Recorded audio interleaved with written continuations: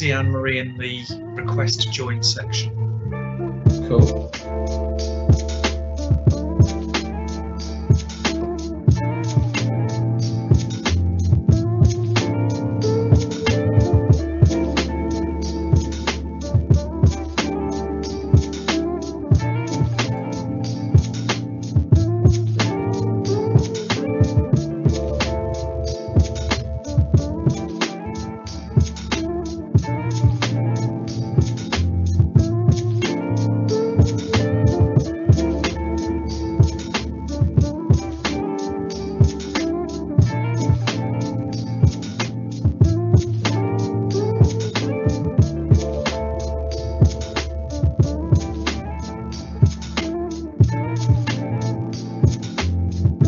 Just quickly jump in and say good afternoon, everybody. We'll be starting the live event very shortly. Just letting a few people join and then we'll make a start.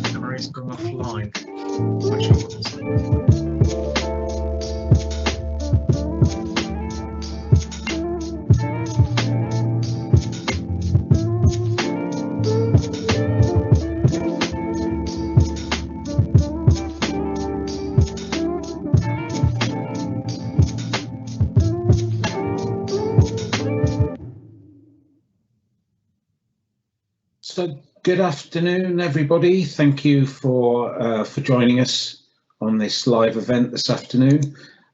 So we've all just hot-footed it here to this Teams live event. Well, let's be honest, we switched platforms on our PC from the amazing webinar launch of the Logitech Rally Bar to have this conversation with our channel partners. And for those of you that were able to join the Logitech event, I'm sure you were really impressed with what you saw. So by way of introduction, my name is Simon Kitson. I'm the Smart Meetings Director for Maverick in Europe. And I'm joined this afternoon certainly by Toby Lewis and hopefully very shortly also by Anne-Marie Ginn from Logitech. Just really to have a chat about the VC and collaboration market, specifically about the Rally Bar, and more importantly, to give you the chance to ask any questions that you might have. And I'd like to suggest if you could use the Q&A facility down the right-hand side of the screen there, and we'll do our very best to try and get through them all in the half hour we have scheduled. And first off, Toby, would you like to introduce yourself? Yeah, certainly. Well, do you know what? I've travelled a really long way to get here today. I travelled all the way from my chair over there, watching it on a bigger screen, just to hear. So it's been like a hellish commute in. But I appreciate the effort, Toby. You're very welcome. For anybody that doesn't know me, I am Toby Lewis. I'm part of the collaboration strategy team globally for Logitech. Great stuff. Well, lovely to have you here, Toby, and thank you so much for joining us. So I've got a few things to ask you and just kind of kick the event off, if you like. One thing, just to break the ice a little bit and get things moving. If you were sat here, let's say 1 year ago today, with a crystal ball, what would you have done differently given what we saw in 2020? And that can be personal or in business, by the way. I definitely would have moved to New Zealand, or maybe simply suggested Australia earlier on because it was slightly warmer. But do you know what? I'm one of the lucky people who's been working from home for a relatively large amount of time, but we've been talking to a lot of our customers about how they dealt with it, and it did come as a shock to everybody. And I think people have really, I'm saying this from the point of view of Logitech, people have really embraced webcams. They really have, and a lot of our customers have said they really definitely would have made sure that they had better audio and video devices at home when they got home. But that's definitely a business view. Personally, I would have got a slightly bigger garden. I'm with you. I think on a personal level, what I would have done, well, two things I would have done. I would definitely have booked a really nice long holiday straight after ISE, and I'd have probably invested some money in Logitech stock. But there you go. If I'd had that crystal ball, maybe I wouldn't be sat here now. But no, I think you're right in what you say. The world obviously went through a very challenging time in 2020. Things have changed dramatically, but largely it's been embraced, really, really well. If I think how we're able to collaborate now remotely compared to all the flying and dashing around that we did previously, it's amazing we ever did it, to be honest. Yeah. And Logitech had an amazing 2020. Is there anything coming up in 2021 that you want to touch on for Logitech, but also the VC market generally? And maybe what trends do you expect to see in terms of remote or hybrid working? Yeah, hybrid working. That's a real. It is a real buzz shot at the moment, isn't it? Well, do you know what? We've just had a really great product launch. This has been the biggest product launch we've done ever in Logitech. It's been a long road to get it together, and we're really, really pleased about how it's gone. But I can tell you that this is not where it stops for Logitech for the next year. The meeting room systems, the quality of the cameras, etc., and the systems that we've got out there. Everything that we're trying to do is just make that experience better in the meeting rooms. And what you'll see from us is a continuation of making scalable devices, making, it's the accessories, it's the ecosystems that we put around our systems that really make them stronger. We talked earlier on about our LCPs, our Logitech certified partners.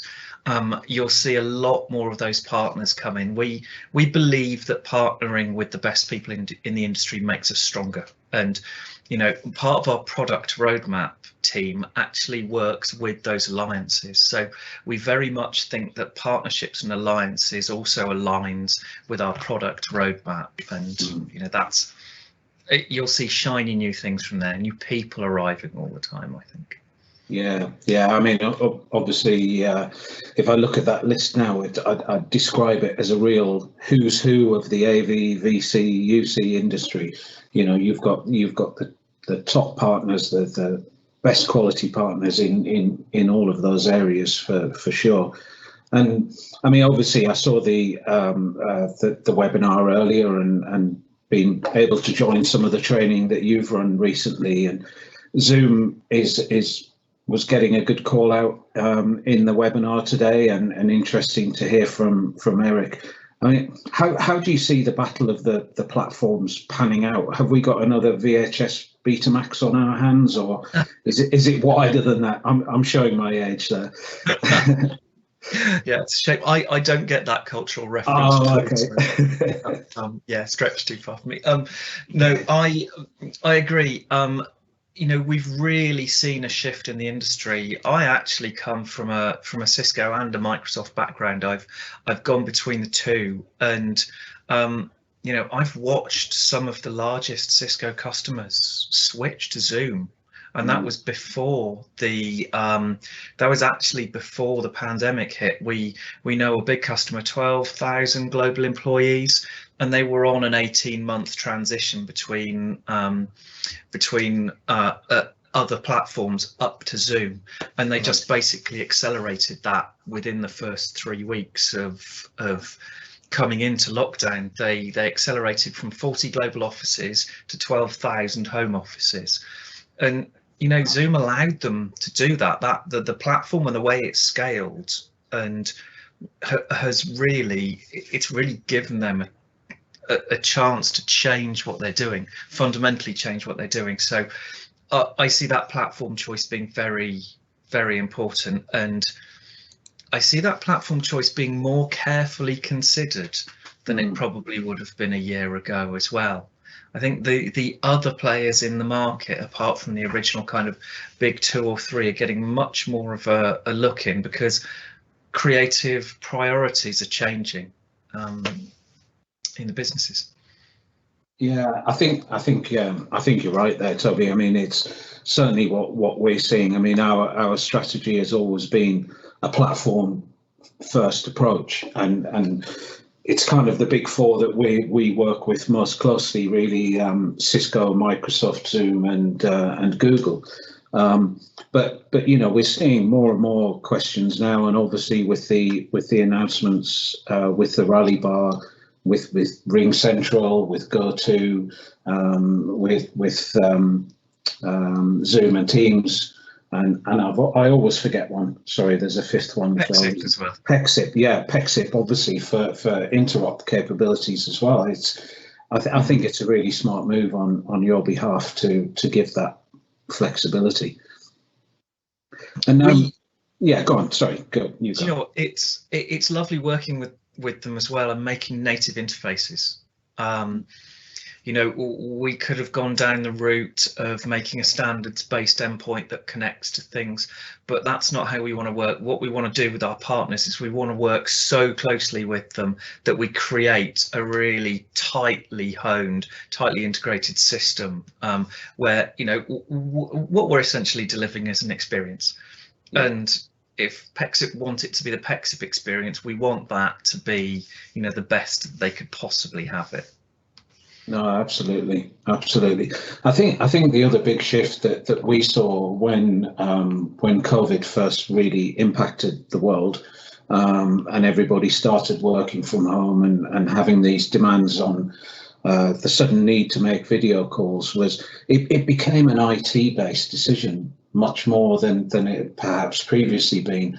And one of the things we keep playing through in our minds about our strategy and approach for this year is what's going to happen when people go back to the office. Is it going to be a bit more of a people-led decision rather than an IT-led decision? Do you have a view on that at all? Oh yeah. Do you know what, I'm in a really lucky position actually within Logitech, and not being part of the platform less necessarily. My product team will shoot me for this, but I'll say our complexity is lower because we're dealing with endpoints and not platforms. And what that actually allows us to do is get more involved with the people who are going to have those user interfaces, and that's a real pleasure for me. And working with people, we've been talking with psychologists around how we think the move's going to go back into the office, and it really comes down to humans. We've talked about this in a previous webinar actually. Everybody dealt really well with the move from the office to home because it was single humans making individual decisions each time. But actually the move back into the office is going to be more difficult because you bring a herd mentality of people back in. And what we've really noticed with our customers is that they can't create one thing that fits all people. Everybody's, I actually even heard somebody saying flexibility is our new standard. And what we think is, people are going to make the decision as to whether they feel safe enough to walk back into the office or not. And what we really know, and the key thing we really know, is that no video, no meeting will ever be booked anymore without a Teams or a Zoom, a WebEx, a Pexip invite in the background, because if you've got 10 people, you actually can't guarantee that every one of those 10 is going to be in that office with you now. At least one of them will be outside, and so it's become a new thing. Meetings being booked inside Teams or inside Zoom is a bit of a revelation, and I really like that. Yeah, no, I mean, we completely agree with that from our perspective as well. I think it's the way forward for certain, and actually looking at the way the Rally Bar and the Rally Bar Mini, which by the way look like amazing solutions. And I noticed and seeing the training with the secondary camera in the bars. I'm aware that's for some sort of AI capabilities. Do you have any insights about what that secondary camera offers? Oh, loads. So it's one of our favorite new things. Being able to, so it's an object detection lens. It's got processing capabilities behind it as well, because we've got that Qualcomm / Collaboration OS platform sitting behind it. It means that we're able to process lots of data on the Rally Bar system. So that secondary camera can object detect things in the rooms. So at the moment it's detecting heads, so it can tell you how many people are in that room. It can do that outside of meetings as well. So it starts delivering those statistics to facilities people. You can start measuring the success of those meeting rooms. Say, you know, the guys have paid hundreds of thousands of pounds for a meeting room, and actually if you're able to tell them that it's designed for 10 people but you're only ever seeing 3 people in it, it gives them, we work on the Sherlock Holmes principle of you give somebody a piece of evidence and let them follow the chain, so they can go and start looking at those rooms and say, oh, do you know what, somebody's nicked 7 of the chairs, the air conditioning doesn't work. And one of the things that our teams really our product teams are really keen on is being able to leverage slightly different tools, because as video people, we're so used to being reactive to problems, to a disconnected microphone, to a broken camera, to a somebody's got dial pad issues, to kind of shifting that process around a bit to being able to be proactive and give information back out to facilities, to track the usage of those rooms, to, you know, because we're object detecting with that camera. We've had all sorts of crazy and brilliant ideas come into our product team. Somebody said, can you detect a coffee cup in the room? Gone. I suppose we could. Yes. Yeah. Why? They said, well, actually, we're talking about this. We're trying to put cameras in the rooms because if people leave the meeting room and there's still a coffee cup in there, we want it to trigger an event to get our facilities people or our cleaners to come in and clean that room before the next people come in, so that, you know, safe space, safe environment with COVID, etc. It's so and we sat down and just went, oh wow, yeah, what a great idea. So we've now got a huge, we've got a huge chart in development that now sits with all these ideas of what we can do, you know, what we can use those analytics lenses for. So, you know, it's really nice that we've developed these cameras and meeting room systems. But one thing we're really keen on is that we're not going to sit stagnant with them. It's not like, hey, there's a new product, off you go. We've got the ability to continually now develop extra features within those bars. We've got a massive amount of processing capability to start doing other things, no matter what they may be. So I can tell you right here, all ideas gratefully received. Brilliant. All ideas very gratefully received. Brilliant. And last year you also launched in 2020 you launched the Logitech Sync platform, which looks great, by the way, also, and I guess the AI capabilities of the Rally Bar will feed into Sync and provide information for the IT admin to monitor what's going on. Absolutely. In fact, we've had a process called building for scale inside product for a good couple of years, which was all about making sure that anything that we developed meant that our systems could be deployed easily at scale by centralized IT teams. We concentrate on making sure that the features that we add means that if you've got 100 Logitech rooms, you don't have to have 100 people running around to those individual rooms. You've got the capability to not leave things offline if problems happen. It's you know, if you're going to go enterprise grade, you've got to have the enterprise grade tools, and having one single management platform that covers our entire portfolio. You know, the Sync platform even covers personal devices, our wireless headsets, and the cameras. That's a really important thing for us. We think the meeting spaces, you know, even the personal meeting space, like we're all in, should be considered the same as a meeting room. So it's all about tools for those IT teams to be able to easily deploy our systems. No, I agree. It's music to my ears. Excuse the pun, but I think, you know, moving forward, everything you're saying really resonates with our thought process that going back to the office, you know, you will go back to the office to join meetings. You won't go to the office to sit and do your emails. You can do that from home. We've all proved that we can be trusted. We can get on with our work. If anything, we're all working a little bit harder, probably. But 100% that agree with your statements that you're not going to have the 10 people in the meeting room. You might have 7 or 8, but 2 or 3 of them are going to be remote, and it's so important that they have a great video and audio experience as well, so that they can, you know, feel completely part of that meeting. Absolutely. We talk internally about video being an inclusive technology.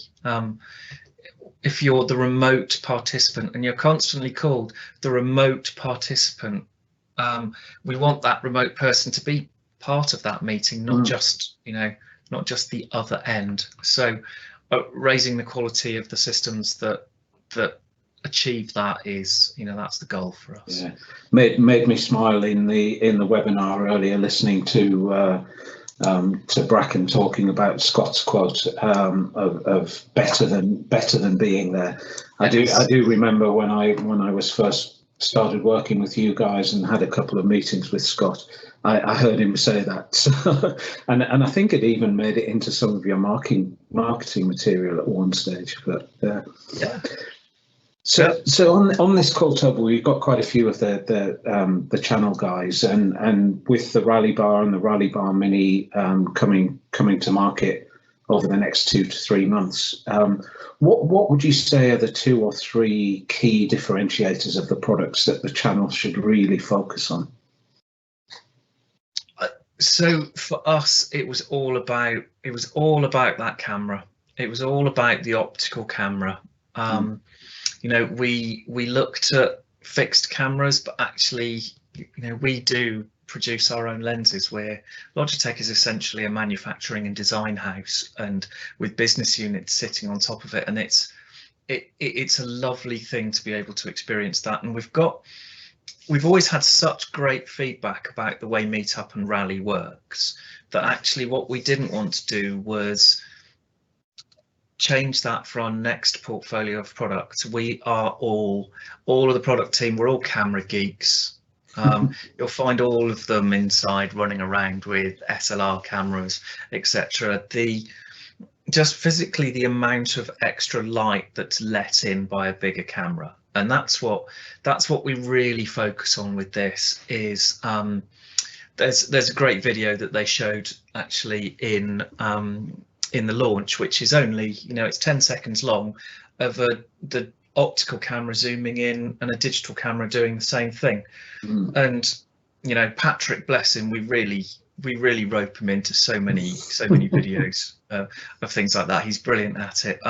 Just the clarity of his features when you keep the optical piece, because of the extra amount of light that you're letting in, and you know, that optical experience for us was really one of the key things.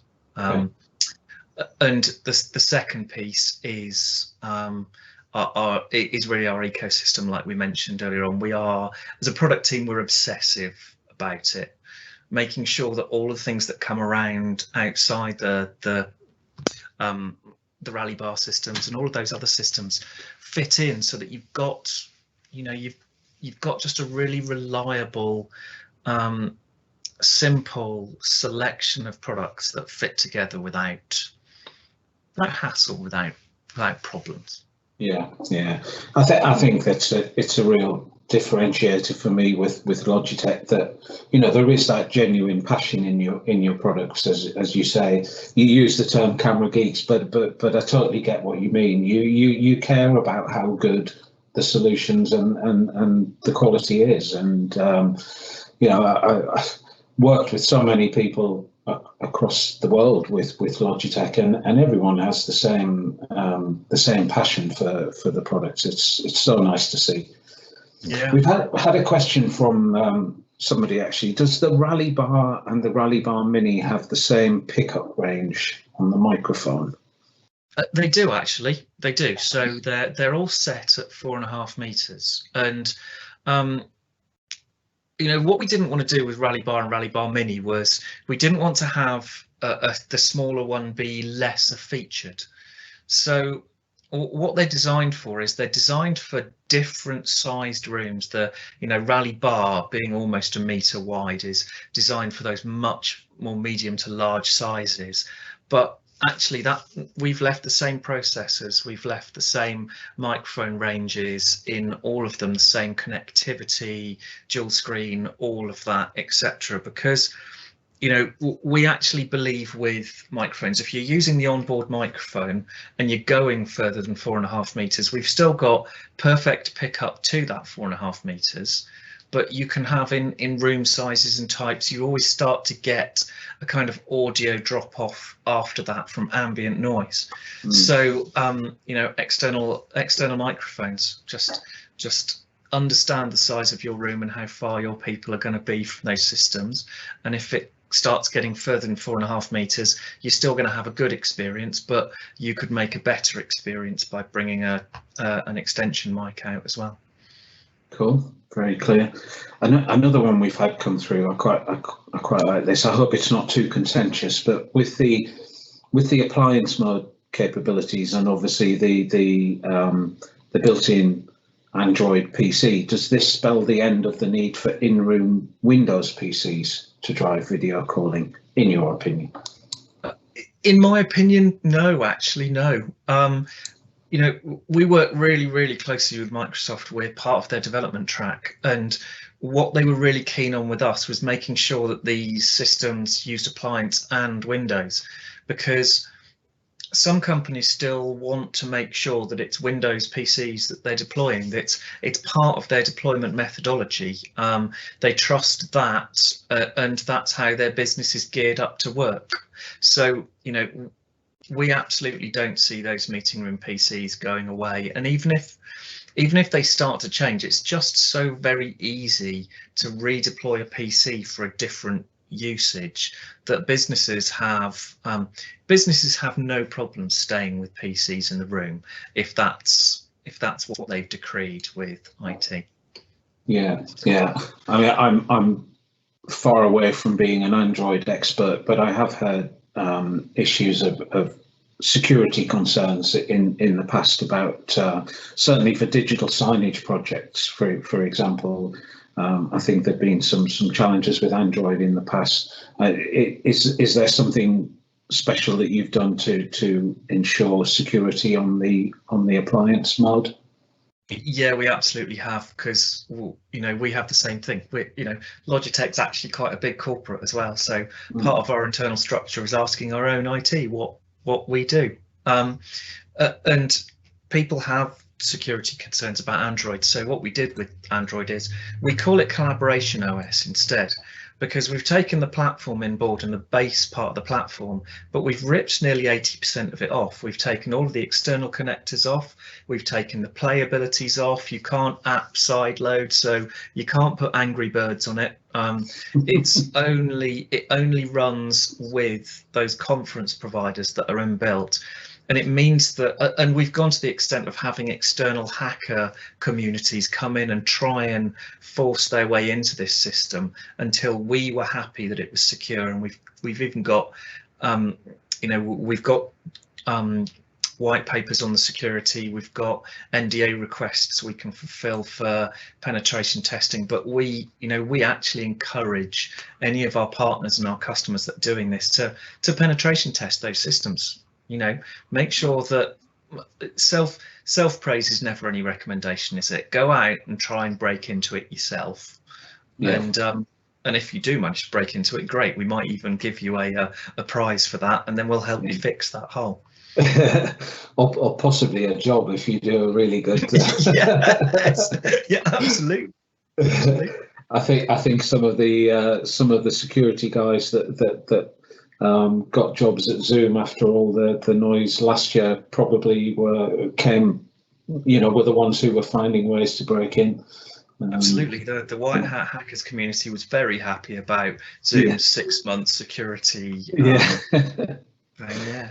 Indeed. Toby, we're out of time. Amazingly, I could go on and on, but I think we've covered most of the questions. Just checking in the chat to see if there's any others. Let me just see.